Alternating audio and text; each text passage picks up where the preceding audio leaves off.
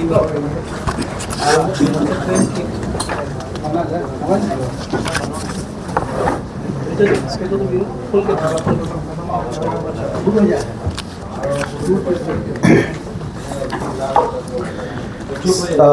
सभी लोगों को नमस्कार। आज के इस प्रेस ब्रीफिंग में आप लोगों का स्वागत है। इससे पूर्व की प्रेस ब्रीफिंग में हम लोगों ने डिटेल्स आपको बताए थे। अभी मतदान समाप्ति के 48 घंटे पूर्व से संबंधित ये प्रेस ब्रीफिंग है, जिसके अंतर्गत आप सभी लोगों को पता है कि मतदान समाप्ति के 48 घंटे पूर्व जितनी भी सभा, रैली या जुलूस होती हैं उस पर जो है इत्यादि पे रोक रहेगी। आप सब लोग को ये पता है। दूसरी चीज़ है कि 48 घंटे पूर्व से लाउड स्पीकर के प्रयोग पे भी जो है कंप्लीट बैन होता है, और 48 घंटे पूर्व सभी राजनीतिक प्रचारक, कार्यकर्ता जो उस विधानसभा निर्वाचन क्षेत्र के निर्वाचक नहीं हैं, निर्वाचन क्षेत्र से उन्हें बाहर जाना होगा। एक और इम्पॉर्टेंट चीज़ जो बतानी है, चूँकि ये साइलेंट पीरियड रहेगा और इस साइलेंट पीरियड में जो है जो गाड़ियाँ पहले से दी गई हैं वो गाड़ियाँ अब साइलेंट पीरियड में जो है उसका उनको फिर से परमिशन लेना होगा इलेक्शन के दिन के लिए। 3 गाड़ियों का परमिशन रहेगा, एक तो जो अभ्यर्थी हैं उनके लिए, एक उनके इलेक्शन एजेंट के लिए और एक तीसरा उनके वर्कर्स के लिए। बट एक जो महत्वपूर्ण चीज़ उसमें ध्यान रखना है कि किसी भी एक वाहन में कुल मिला के ड्राइवर सहित 5 ही लोग हो सकते हैं, और ये इलेक्शन दिन के लिए मैं बता रहा हूँ। और इनका स्पेशल परमिशन फिर से सिंगल विंडो से लेना पड़ेगा, आरओ के माध्यम से उनको। जो दूसरी और महत्वपूर्ण बात है कि ये 5 लोग होंगे इंक्लूडिंग ड्राइवर। एंड तीसरी बात कि जो अभ्यर्थी के लिए दी जा रही है वाहन या जो इलेक्शन एजेंट के लिए दी जा रही है वाहन, उसमें अभ्यर्थी या इलेक्शन एजेंट ही ट्रेवल करेंगे। हाँ, उनके साथ अगर उनके साथ कोई हो सकते हैं तो हो सकते हैं वर्कर, बट वो जो 5 का नंबर है इंक्लूडिंग ड्राइवर वो भी जो है एप्लीकेबल रहेगा। तो ये विशेष तौर पे चीज़ें थी। मैं एसएसपी साहब से कहूँगा कि और डिटेल में बताएं। जैसा कि सर ने बताया कि जो प्रचार का समय है वो अब खत्म हो गया है और प्रचार अब रुक जाना है। कहीं पे अगर कोई प्रचार करे तो उस पर कान दर्ज करके अग्रतर कार्रवाई की जाएगी। इलेक्शन डिक्लेयर होने के बाद अभी तक में 4 हथियार और 21 कार्ट्रिज पकड़ाए हैं। इसके अतिरिक्त जो विभिन्न नाका वगैरह लगे हुए थे, इसमें अभी तक 38 लाख रुपए कैश सीज किया गया है और करीब 4000 लीटर के आसपास में शराब रिकवर किया गया है।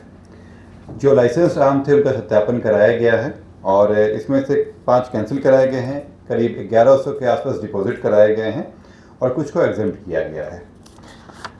अभी तक जो मॉडल कोड ऑफ कंडक्ट का वायोलेशन है उसके 5 केसेस दर्ज हुए हैं और आप लोग अवगत हैं कि ये जो साइलेंस पीरियड शुरू हो गया है इसमें विशेष चौकसी बरती जाएगी और जगह जगहों पर चेकिंग करके गाड़ियों की चेकिंग भी की जाएगी और वैसे लोग जो इस क्षेत्र के नहीं हैं उनको इस जगह से खाली भी कराया जाएगा।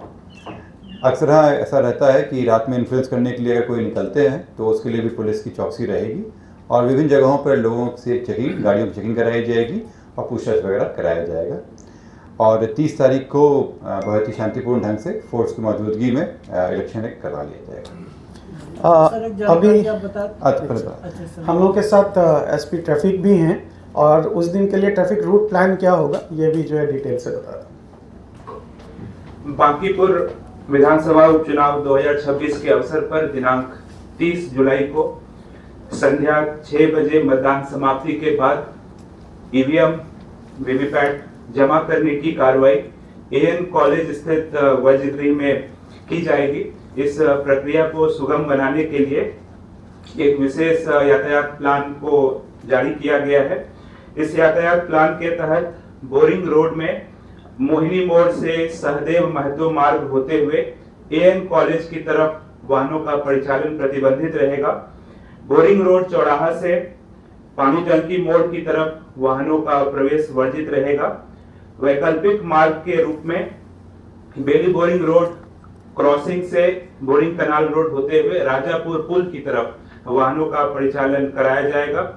कुर्जी मोड़ से बोरिंग रोड आने वाले सभी प्रकार के वाहनों को पाटलिपुत्र गोलंबर तक आने की अनुमति होगी। वैकल्पिक मार्ग के रूप में साई मंदिर रोड होते हुए अटल पथ जा सकेंगे। इस पूरे यातायात प्लान में जो इमरजेंसी व्हीकल्स हैं या जो फायर की गाड़ियां हैं, सब वाहन है या न्यायिक कार्य से जुड़े वाहन हैं या जो ईवीएम वीवीपैट को लाने वाले जो पार्टीज होंगे उनके लिए यह लागू नहीं होगा। पार्किंग व्यवस्था के रूप में पानी टंकी मोड़ से अटल पथ के सर्विस लेन को चिन्हित किया गया है और एसके पुरी पार्क के सामने दमदम पार्क में 2 व्हीलर्स को पार्क कराया जाएगा।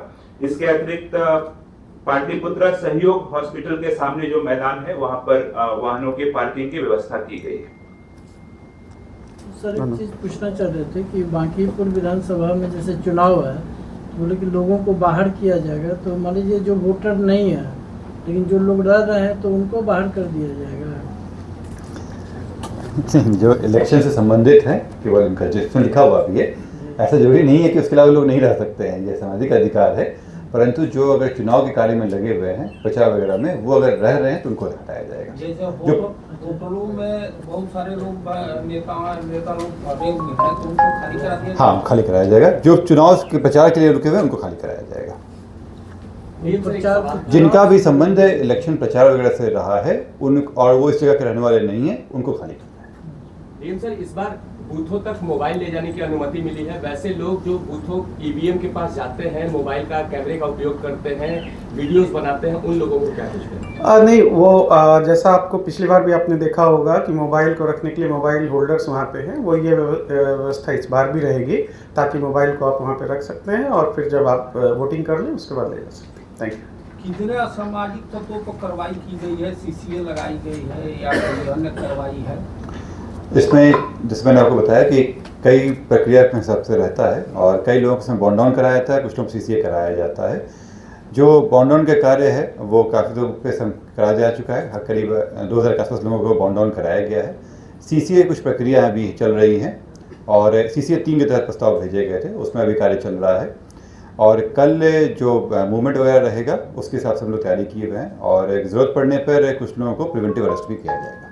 कितने लेयर सुरक्षा व्यवस्था होगी? हाँ, जैसे आप लोग अवगत हैं कि जो हम लोगों को केंद्रीय अर्धसैनिक बल जो मिले हैं CAPF, वो 14 कंपनियां मिली हैं, इन सभी को बूथ में डिप्लॉय किया जा रहा है। इसके अतिरिक्त जहाँ पे एक बिल्डिंग में ज़्यादा बूथ हैं उसमें जो जिला बल है वो भी लगाया जा रहा है। उसमें क्यू लगाने के लिए, मतलब कतार लगाने के लिए होमगार्ड्स की व्यवस्था की गई है। इसके अतिरिक्त सेक्टर और जोन बांटे गए हैं कि जहाँ पे भी कुछ घटना हो तो वो लोग पहले रिस्पॉन्ड कर सकें। इसके अलावा भी विभिन्न चौक चौराहों पर और विभिन्न बिल्डिंग से क्लस्टर पे पुलिस की प्रतिनियुक्ति की जाएगी जो विधि व्यवस्था को बना कर रखेंगी और कोई आपराधिक घटना होने से रोकेंगे। ठीक है, जीविका दीदियों को हटा दिया गया है प्रचार कार्य। तो ये आपको ये मालूम होगा कि जीविका दीदियाँ रूरल एरियाज़ में ही सिर्फ होती हैं। यहाँ पे NULM की सिर्फ CRPs थी, ठीक है ना। तो जो विभाग से CO सब से निर्देश है उसका अनुपालन किया जाए। ट्रैफिक रूट प्लान हम लोगों ने TV पे भी दे रखा है, आप लोग उसको देख सकते हैं। ठीक है, बहुत बहुत धन्यवाद, थैंक यू।